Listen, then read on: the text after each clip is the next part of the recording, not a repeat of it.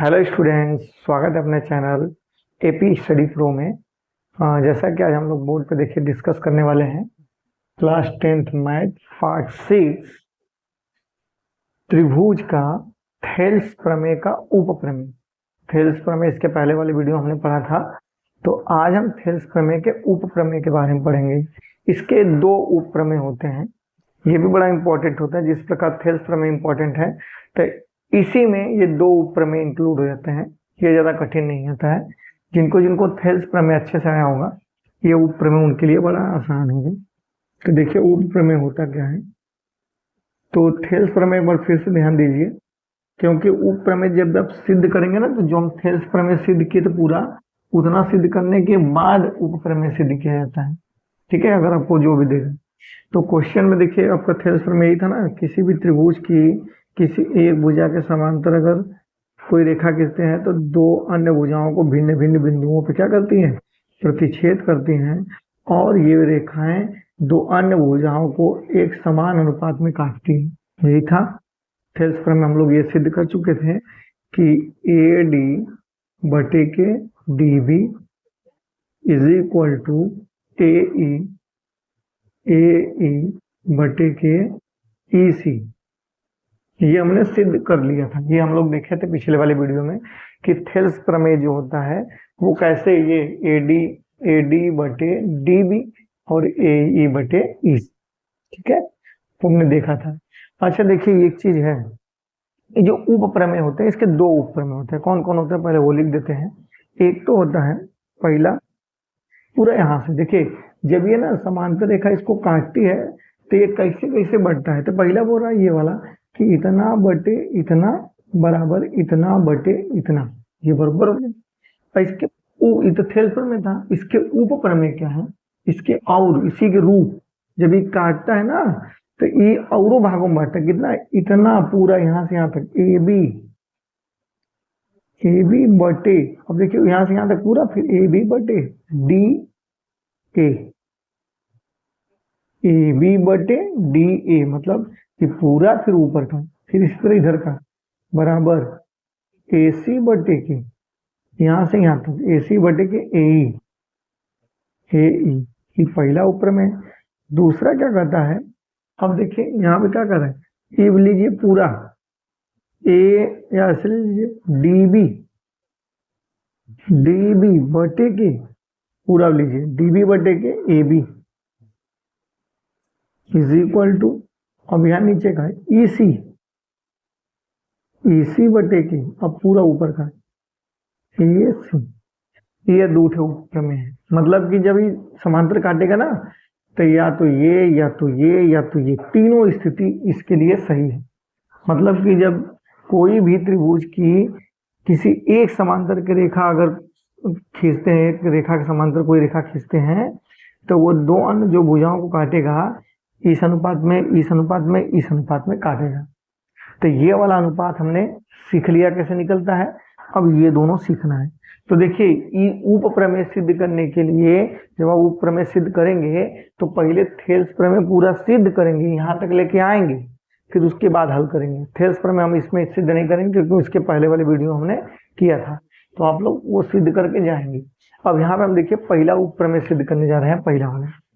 तो पहला वाला इसमें पहले तो यहाँ तक हम सिद्ध कर लेंगे थेल्स प्रमेय तक। अब इसके बाद क्या करते हैं, दोनों पक्षों में एक जोड़ने पर, अच्छा दोनों में एक जोड़ दीजिए। जब यहाँ आप जोड़ेंगे ए डी बटे के D B plus 1 is equal to A E बटे के ई सी प्लस 1। जब एक जोड़ देंगे तो ये मिश्र भिन्न होगा, इसको सरल भिन्न में बदलते हैं। इसका गुणा इसमें होता है, फिर ऊपर वाले में जोड़ देते हैं, तो गुणा कर लीजिए ए डी बटे ए डी प्लस इसका गुणा इसमें करेंगे तो डी बी हो जाएगा, बटे के नीचे क्या है D B is equal to, इसका इसमें गुणा करिए और ऊपर जोड़ दीजिए ए ई प्लस ई सी बटे के ई सी। ठीक है, अब ऊपर जोड़िए, देखिए ए डी और डी बी जोड़ेंगे तो क्या आएगा, A D plus D B. जगह जोड़ेंगे पूरा ए बी आएगा, तो इसकी जगह पे ए बी लिख दीजिए, ए बी बटे के D B is equal to, इसको जोड़िए, देखिए ए और ई सी जोड़ेंगे तो पूरा ए सी आ जाएगा, लिख दीजिए ए सी बटे के ई सी। पहला देखिए सिद्ध हो गया, इति सिद्धम। ठीक, पहला वाला तो सिद्ध हो गया भाई, देखिए यही ना आ रहा है।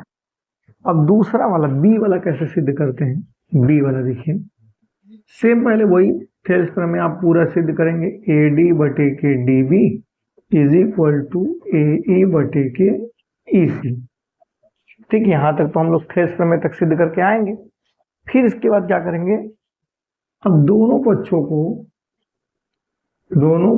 को उल्टने पर, जब दोनों पक्षों को उल्टेंगे तो कोई प्रभाव तो पड़ेगा नहीं, मतलब ये ऊपर का नीचे, नीचे को ऊपर कर दीजिए। डीबी बटे के ए डी, डीबी बटे के ए डी बराबर ए सी बटे के ए ई। अब उल्टने के बाद क्या करते हैं, दोनों पक्षों में एक जोड़ देंगे। ठीक है, तो दोनों पक्षों में एक जोड़ दीजिए, डी बी बटे के A D plus one is equal to E C बटे के ए ई प्लस वन। जब दोनों पक्षों में एक जोड़ देंगे तो फिर क्या है, मिश्र भिन्न हो गया। अब इस मिश्र भिन्न को सरल भिन्न में बदल दीजिए, इसका गुणा इसमें करके इसमें जोड़ दीजिए, तो ये हो जाएगा आपका D B plus A D बटे के A D is equal to E C plus A E बटे के ए ई। अब जब इसको जोड़ेंगे, देखिए डीबी और ए डी, डीबी कहाँ है, डीबी और ए डी जब जोड़ेंगे तो पूरा ए बी है, तो ऊपर लिख दीजिए ए बी बटे के ए डी बराबर ए सी, यहाँ से यहाँ तक जोड़ोगे ये दोनों तो ए सी आएगा, ए सी बटे के ए ई। अब यहाँ पे देखिए हमको ए बी नीचे चाहिए और ए सी नीचे चाहिए, तो इसको भी पलट दीजिए, दोनों पक्षों को फिर से पुनः पलट दीजिए, दोनों पक्षों को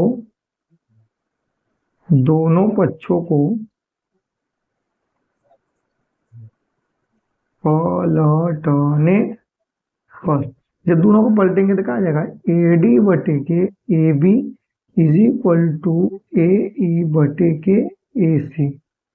ये उप प्रमेय नंबर दूसरा, इति सिद्धम। देखिए कितना आसान था, जिनको थेल्स प्रमेय आया होगा वो तो बड़ा आसानी से कर लेंगे।